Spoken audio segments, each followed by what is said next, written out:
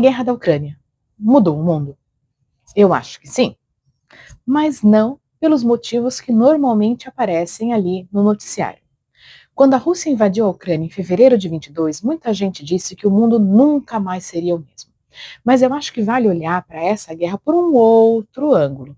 Talvez ela não tenha criado uma nova realidade internacional. Talvez ela tenha tornado impossível ignorar mudanças que já estavam acontecendo há anos. E é justamente por isso que eu quero falar sobre isso hoje.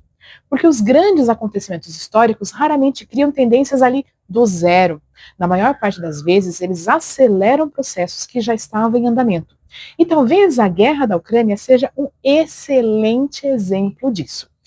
Se olharmos para os efeitos mais imediatos, é claro que a guerra mudou muita coisa. Milhões de pessoas foram deslocadas, cidades foram destruídas, os gastos militares aumentaram, os preços da energia dispararam, as cadeias globais de suprimentos sofreram impactos importantes.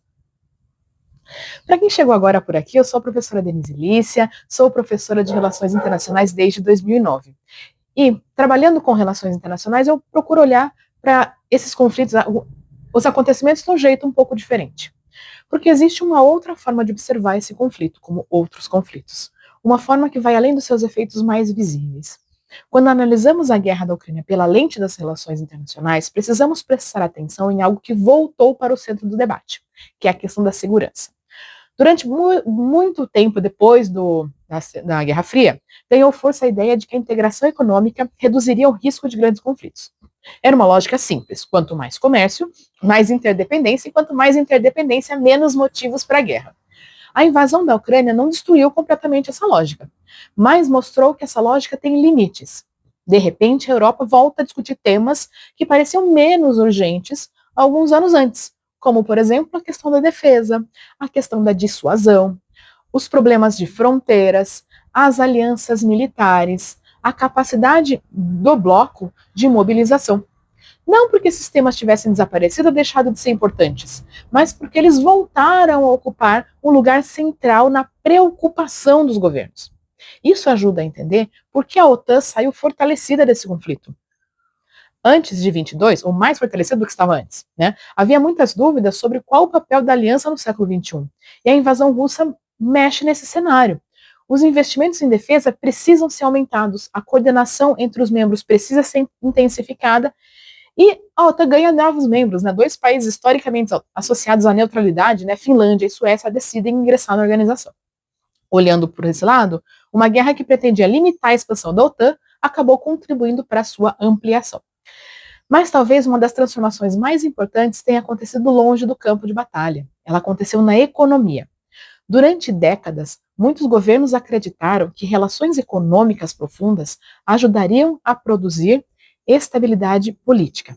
A relação energética entre Europa e Rússia era frequentemente citada como exemplo disso.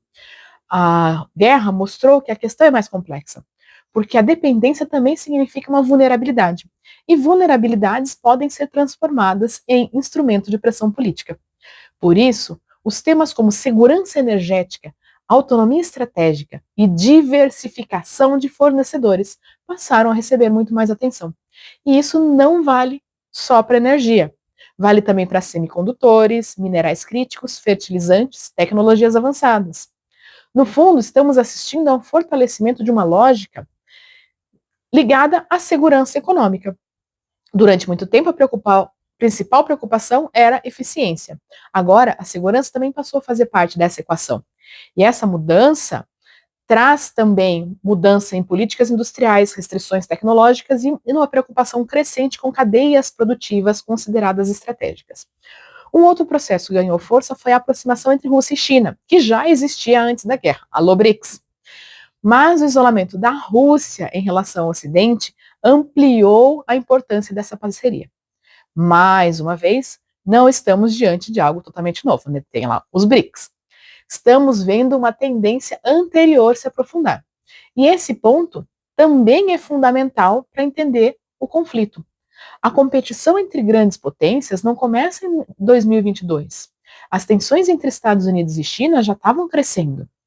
As discussões sobre segurança econômica, especialmente pensando pelo lado dos Estados Unidos, já existiam. As preocupações com dependência tecnológica também. O que a guerra da Ucrânia fez foi acelerar esses processos e deixar claro que eles não eram apenas debates acadêmicos. Eles já estavam moldando a política internacional. Por isso, quando me perguntam se a guerra da Ucrânia mudou o mundo, eu continuo dizendo que sim. Mas não porque ela criou uma nova ordem internacional ou que ela mudou o sistema internacional, mas porque ela funcionou como um catalisador. Ela tornou mais visíveis transformações que já estavam remodelando a política internacional.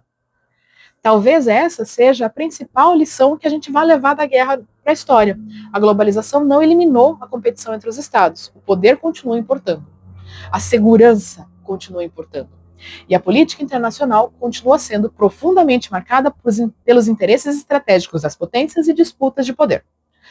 Mas aqui eu quero saber a sua opinião. A guerra da Ucrânia mudou mesmo o mundo ou apenas acelerou mudanças que estavam acontecendo? Deixa aqui nos seus comentários.